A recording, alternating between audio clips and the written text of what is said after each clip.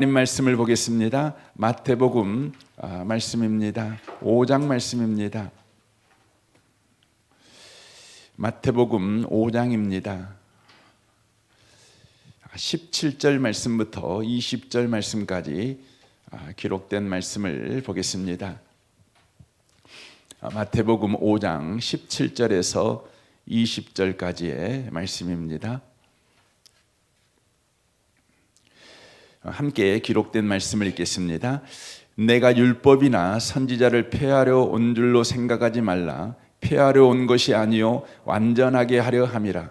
진실로 너희에게 이르노니 천지가 없어지기 전에는 율법의 1.1획도 결코 없어지지 아니하고 다 이루리라.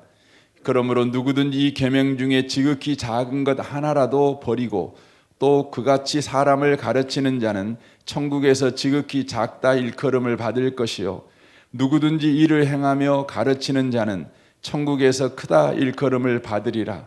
내가 너희에게 이르노니 너희 의가 서기관과 바리새인보다 더 낫지 못하면 결코 천국에 들어가지 못하리라. 아멘. 아멘. 함께 예배하는 모든 분들 가운데 이 말씀의 축복이 함께 하시기를 주님의 이름으로 축원합니다.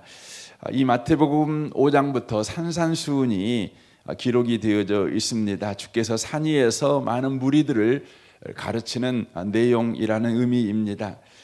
그런데 이 내용의 핵심은 천국이 왔다는 것입니다. 천국은 예수님을 가르치고 있습니다. 예수님이 왔다는 것입니다. 팔복을 통해서 예수님은 모든 자에게 왔다는 것입니다. 예수님 곧 천국이신 그분을 만날 수 없는 사람은 이 땅에 아무도 없다는 것입니다. 왜냐하면 예수님을 만나는데 자격과 조건이 필요치 않기 때문에 그렇다는 것입니다. 그래서 이 팔복에 나와 있는 우리가 조건같이 읽혀지는 이 내용들은 조건이 아니라 실상은 바로 조건을 해제해 버리시는 바로 주님의 선언인 것을 알 수가 있습니다. 돈 없는 자도 올 수 있고 목마른 자도 올 수 있으며 헐벗은 자도 올 수 있습니다. 천국이 필요한 모든 사람들은 예수님께 나올 수 있습니다. 예수님은 그 모든 사람들을 환영하시고 두 팔 벌려 영접하신다고 지금 이 팔복을 통해서 말씀해 주고 있습니다. 그리하여 주님께 나온 모든 자, 주님 품에 안긴 모든 자들은 신분과 소속이 바뀌는 은혜를 누리게 된다는 것입니다. 바로 그 정체성이 바뀌는 은혜를 누리게 된다는 것입니다. 이것이 세상의 소금이며 세상의 빛이다라는 선언입니다. 우리는 세상의 소금입니다. 우리는 세상의 빛입니다. 많은 사람들이 이 세상을 살아갈 때 의미 있고 가치 있는 일을 하면서 살아가기를 원합니다. 본인이 소금의 삶, 빛의 삶을 살아가기를 원합니다. 하지만 전국적으로 실패합니다. 저는 청년들 가운데 의사가 되기를 소원하는 청년들을 만납니다. 왜 의사가 되려고 하냐고 물어보면 그들 가운데 참 귀한 소원들을 갖고 있는 걸 보게 됩니다. 연약하고 힘든 사람들을 섬기기 위해서요. 하지만 그 소원대로 살아내는 사람들이 많지 않습니다. 제가 36 정도 먹으신 그 의사분을 만났습니다. 잘 알고 있는 의사인데 막 내지런트를 마친 전문의 과정을 이제 마치고 전문의 자격증을 이제 취득한 그런 친구였습니다. 그 친구가 정말 신실한 친구입니다. 어렸을 때부터 신앙생활을 바르게 했고 또 그 어려운 대학 공부를 의대 공부를 하면서도 선교단체에서 그렇게 열심을 가진 친구입니다. 근데 그 친구가 저한테 이런 고백을 하더라고요. 본인이 이 전문의 과정, 그러니까 20대와 30대 중반까지 봄이 왔는지 여름이 왔는지 가을이 왔는지 아침이 왔는지 저녁이 왔는지 전혀 모르고 살았대요. 왜냐하면 공부만 하느라고요. 의대 공부가 힘들죠. 공부만 좋아하는 친구들이 공부를 해야죠. 그런데 본인이 이제 전문의 과정을 따고 보니까 봄이 있더래요. 아침도 있고. 그러니까 본인 마음에 확 들어온 것이 있는데 그게 뭐냐면 보상 심리가 들어오더래요. 본인이 주님의 은혜로 의사가 된 줄 알고 또 의사가 되고자 했던 목적이 분명했는데 본인이 그 힘들고 어려운 과정을 통과해서 이제 전문의 과정을 마치고 이제 의사가 되니까 그런 마음이 들더라는 것입니다. 여러분, 우리가 소금으로 빛으로 살아내는다는 것이 여러분 쉽지 않습니다. 그런데 놀라운 것은 우리가 어떤 자격을 갖춰야 소금과 빛이 되는 것이 아니라 예수 안에 있으면 우리가 소금과 빛이 된다는 것입니다. 이제 문제는 이제 우리가 소금과 빛으로 그 정체성에 걸맞는 인생을 살아가야 된다는 것이죠. 오늘 본문 말씀이 바로 그 내용입니다. 네가 소금과 빛의 정체성을 가졌으니 너에게는 책임이 있어. 이걸 이야기를 해주고 있는 것입니다. 우리가 은혜로 구원을 받았지만 이제 막 살아도 되는 것이 아니라 그 은혜에 걸맞는 품위와 명예를 가지고 살아갈 책임이 바로 있음을 이 성경이 말씀해 주고 있습니다. 그것이 굉장히 높은 수준인 것을 20절에 이렇게 말씀하십니다. 내가 너희에게 이르노니 너희 의가 서기관과 바리새인보다 더 낫지 못하면 결코 천국에 들어가지 못하리라. 이렇게 말씀하십니다. 여기에 천국이라는 의미는 죽어서 가는 천국을 이야기하고 있는 것이 아니라 바로 지금 주님과 함께하는 그 풍성함을 누리지 못하는 것을 이야기해 주고 있는 것입니다. 그러니까 바리새인들은 여러분 이틀에 한 번씩 금식하고 온전한 11조 생활을 드리고 여러분 바리새인들이 사는 것 보면 굉장히 놀랍습니다. 주일날 절대 여러분 식당에 가서 밥 안 먹습니다. 주일날 1.5kg 이상은 절대 출타하지 않습니다. 철저합니다. 여러분 이스라엘 가보면 엘리베이터 버튼이 있잖아요. 주일날에는 엘리베이터 버튼을 누르지 않습니다. 그래서 모든 층에 씁니다. 그냥 지가 알아서 씁니다. 그렇게 되어 있습니다. 그들은 그렇게 철저합니다. 근데 그분들보다 낫지 아니하면 천국에 못 간다. 이렇게 지금 말씀해 주고 있다고 하는 것이죠.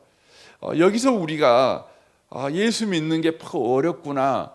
아이고 천국 간다는 게 이게 보통 일이 아니네. 이런 생각이 저와 여러분에게 당연하게 들 것입니다. 이 부분을 오늘 좀 살펴보려고 합니다. 그렇다면 먼저 이 본문에서 너희 의가 서기관과 바리새인보다 더 낫지 못하면 이라고 말을 할 때 이 서기관과 바리새인들의 의, 또 주님이 우리에게 요구하시는 의가 뭔지를 우리가 먼저 분별을 할 줄 알으셔야 합니다. 서기관과 바리새인들의 의는 뭐냐면 그것은 그들이 그런 행동을 하는 목적이 있지 않겠습니까? 그러니까 그 행동을 하는 목적이 의이지요. 우리도 우리가 무슨 행동을 할 때 목적을 가지고 있는 것 아니겠습니까? 그게 의입니다. 그러면 바리새인과 서기관들이 무언가를 할 때 어떤 목적을 가지고 할까요? 누가복음 10장 25절에 보면 이런 말씀이 있습니다. 어떤 율법 교사가 일어나 예수를 시험하여 이르되 선생님 내가 무엇을 하여야 영생을 얻으리까라고 질문을 합니다. 예수께서 이르시되 율법에 무엇이라 기록되었으며 내가 어떻게 읽느냐 대답하여 이르되 내 마음을 다하며 목숨을 다하며 힘을 다하며 뜻을 다하여 주 너의 하나님을 사랑하고 또 내 이웃을 내 자신과 같이 사랑하라 하였나이다. 예수께서 이르시되 네 대답이 옳도다. 이 일을 행하라. 그러면 살리라 하시니 그 사람이 자기를 옳게 보이려고 예수께 여짜오되 그러면 내 이웃이 누구니까? 라고 되어 있습니다. 여기에 이 율법 교사 바리새인과 서기관들이 내 이웃을 내 몸과 같이 이렇게 사랑하는 것이 율법이 자기에게 요구하는 것이다. 이걸 이제 대답을 하는 것이죠. 그러면서 그가 이렇게 성경이 그를 이렇게 해석을 해줍니다. 자기를 옳게 보이려고라고 해석합니다. 이게 바리새인과 서기관들의 의의입니다. 바리새인들이 무언가를 행하는 목적이 뭐냐면 자기를 옳게 보이려고 하는 것입니다. 자기를 옳게 보이려고. 이웃을 사랑하는 목적이 뭐냐? 자기를 옳게 보이려고요. 주일 성수를 하는 목적이 뭐냐? 자기를 옳게 보이려고요. 11조 생활을 하는 이유가 뭐냐면 자기를 옳게 보이려고요. 그게 목적입니다. 예수님께서 그것을 간파하시죠. 그래서 예수님께서 한 애아를 들이십니다. 그 애아가 뭡니까? 선한 사마리아 사람 이야기죠. 강도 만난 사람이 있었습니다. 그런데 그 앞에 제사장이 지나가지 않습니까? 그리고 레인이 지나가지 않습니까? 하지만 이 제사장과 레인은 강도 만난 사람을 도와주지 않습니다. 왜 도와주지 않을까요? 그들이 악하기 때문에요? 아닙니다. 그들은 옳게 보이려고 하지 않습니다. 왜 옳게 보이려고 하지 않냐면 제사장이나 레위인들은 죽은 것을 만지면 안 됩니다. 부정한 것을 만지면 안 됩니다. 그러니까 자신이 이 강도 만난 사람을 섬기지 않는 것은 자기가 옳다는 것을 보여줄 명분인 것이죠. 자기가 틀린 사람이 아니라는 겁니다. 자기는 틀리게 행동하지 않는다는 것입니다. 나는 율법에 딱 맞게 행동한다. 이것을 보여주려고 지나간 것입니다. 그들이 도울 줄 몰라서 그런 것이 아닙니다. 그런데 사마리아 사람은 어떻게 합니까? 그를 도와주지요. 살려냅니다. 그때 예수님께서 이런 질문을 합니다. 29절에 그 사람들이 26절이죠. 36절입니다. 내 생각에는 이 세 사람 중에 누가 강도 만난 자의 이웃이 되겠느냐 이렇게 질문을 합니다. 그때 그가 말을 이르되 자비를 베푼 자니이다. 예수께서 이르시되 가서 너도 이와 같이 하라 하시니라 라고 말씀합니다. 이게 무슨 의미입니까? 바리새인과 서기관의 의는 자기가 옳다는 걸 입증하기 위해서 뭔가를 합니다. 그런데 바리새인과 서기관보다 더 나은 의는 뭐냐면 상대의 유익, 상대가 나를 어떻게 보냐 거기에 맞춰져 있다는 것입니다. 그러니까 상대의 이익을 위해서 일하는 사람이지 나를 옳게 보인다는 말은 나에게 이익이 되게 행동하지 않는다는 것입니다. 그러니까 바리새인과 서기관들의 의는 자기가 옳게 보이는 일이라면 자기에게 유익이 되는 일이라면 합니다. 하지만 자기에게 이익이 되지 않는 일이라면 안 합니다. 하지만 세상의 서금과 세상의 빛으로 부르심을 받은 저와 여러분은 내게 이익이 되지 않을지라도 상대에게 이익이 된다면, 상대에게 유익이 된다면 그것을 하는 것이 바로 바리새인보다 더 나은 의다 이렇게 말씀하고 있는 것입니다. 그래서 이 선한 사마리아 이야기를 한 다음에 곧바로 성경에가 무슨 이야기가 나오냐면 마리아와 마르다 이야기가 나옵니다. 38절입니다. 그들이 길 갈 때 예수께서 한 마을에 들어가심에 마르다라 이름하는 한 여자가 자기 집으로 영접하더라. 그에게 마리아라 하는 동생이 있어 주의 발치에 앉아 그의 말씀을 듣더니 마르다는 준비하는 일이 많아 마음이 분주한지라.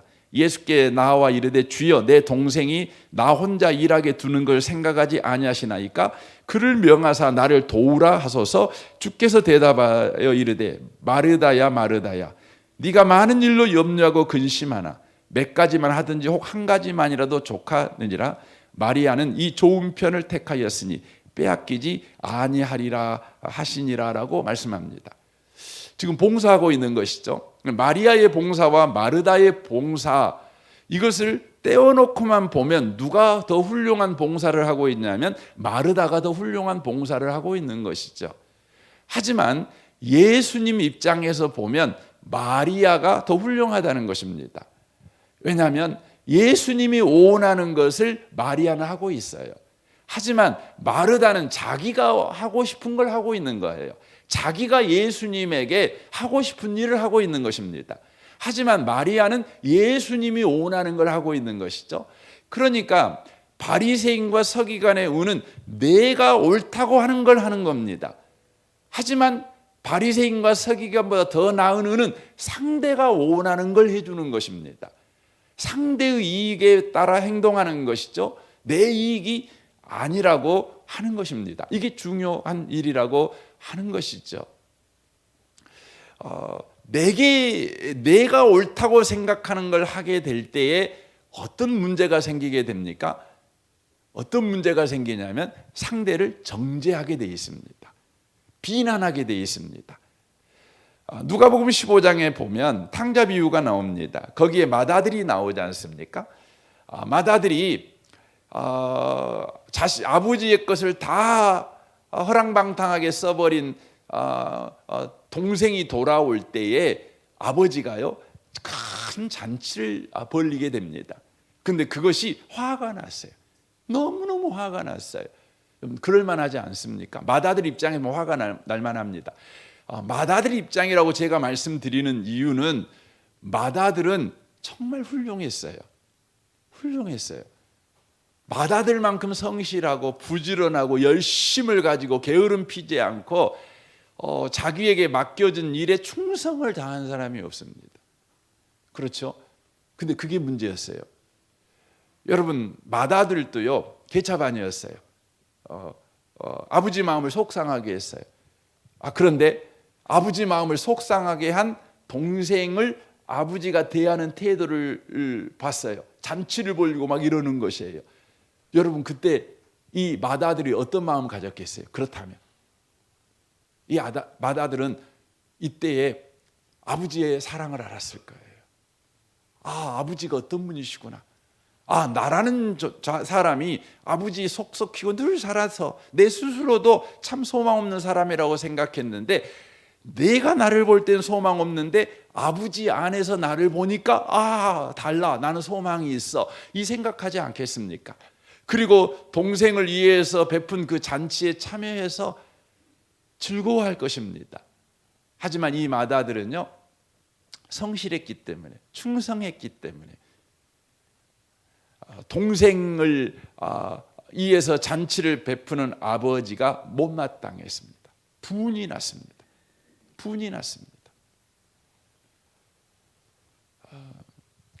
그가 이야기하는 가운데 동생이라고 말하지 않고 뭐라고 말하냐면 이 아들이 돌아오매, 그렇게 말. 당신의 아들이 돌아왔습니다. 그렇게 말합니다. 이 말은 뭡니까? 당신이 바로 동생을 아들로 대하고 있지만 저는 아들로 대하고 있지 않습니다. 종으로 대하고 있습니다. 지금 이렇게 말하고 있는 것입니다. 이게 지금 제가 말씀드리려고 하는 의도가 무엇입니까? 지금 이 맏아들은 자기가 옳다고 아버지께 인정받기 위해서 인생을 산 것입니다. 자기가 옳다고 하는 인생을 산 것입니다. 아버지가 그에게 하는 말이 그것이지 않습니까? 아버지가 이르되 너는 항상 나와 함께 있었으니 내 것이 다 네 것이 다 네 것이로되 이 네 동생은 죽었다가 살아났으며 내가 잃었다가 얻었기로 우리가 즐거워하고 기뻐하는 것이 마땅하다. 지금 아버지는 동생을 당신의 아들입니다라고 말함으로 나는 종에 불과합니다라고 말할 때 아버지는 아니야, 네 동생이야, 그 말은 너는 나의 아들이야, 이 말을 이야기하는 겁니다. 내가 원하는 건 네가 종살이하기를 원했던 것이 아니라 자식 노릇하기를 원했어. 첫째 아들로서 장자로서 삶을 살아가기를 원했던 거야. 충성하지 말라는 말이 아니야. 부지런하지 말라는 말이 아니야. 종으로서 부지런하려고 하지 말고 아버지가 원하는 건 아들로서 성실했어야 돼. 이걸 이야기하는 것입니다. 사랑하는 성도 여러분, 바리새인의 의와 그리스도인의 의는 다릅니다. 바리새인들의 의는 자기를 옳게 보이려고 하는 것입니다. 여러분들의 신앙생활 한번 살펴보십시오. 가정에 있든지 직장에 있든지 예배당에 있든지 여러분이 뭔가를 합니다. 왜 합니까? 여러분이 누구인가를 보여주려고 하는 거 아닙니까? 제가 그 며칠 전에 그 산을 갔어요. 무등산을 갔어요. 무등산 이제 산장 한 바퀴 돌고 이제 산장을 왔는데 그 한 아저씨가 저를 이렇게 찾아오더라고요. 저한테 와갖고 대뜸 물어보는 게 뭐냐면 그 등산화 이렇게 그 컴프레시 합니까? 이렇게 그 먼지 터는 거 그거 있냐고 물어보더라고요. 그래서 아니 여기는 없다고, 대신 그 물로 이렇게 솔로 씻는 곳이 있다고 그랬어요. 그랬더니 막 화를 내는 거예요. 이용섭 시장이 강주 시민들을 뭐 막 그러면서 막 이야기하는, 저는 듣고 있다 그 정도까지는 아닌데, 그리고 막 화를 내더라고요. 그러면서 갑자기 전화를 들어가지고 광주시에 전화를 하는 거예요. 전화하는 거예요. 그러면서 막 이야기하는데, 내가 누군 줄 알면 누군 줄 아냐고 막 이야기하더라고요. 제가 그 듣고 있으면서 저 양반이 왜 저러지? 그런 생각이 들어요. 왜 그랬을까요? 광주 시민을 위해서 그랬을까요? 저도 광주 시민인데 저는 아무렇지도 않았거든요. 자기가 옳다는 걸 보여주는 거죠. 예. 여러분, 이게 바리새인의 의입니다. 왜 우리가 화낼까요? 내가 옳다는 걸 보여주려고 그럽니다. 근데 문제는 뭡니까? 우리 그리스도인들도요 그렇게 살아갑니다. 예. 여러분과 제가 그리스도인이지만 여전히 내가 옳다는 걸 입증하는 신앙생활을 합니다. 저는 이제 목사로서 참 때때로 기도가 되고 부끄러울 때가 있어요. 그 내 자신을 잘 돌아볼 때가 있습니다. 그게 뭐냐면 교회 분쟁이 일어날 때 있지 않습니까?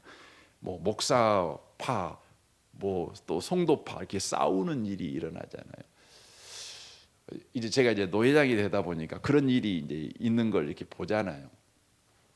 그러면 이제 제 생각에는 둘 다 아이고 잘못했습니다, 내가 잘못했습니다, 이렇게 하고 끝나면 되잖아요. 근데 그렇게 안 끝납니다. 여러분, 교회 싸움은요 절대 그렇게 안 끝납니다. 어떻게 끝날까요?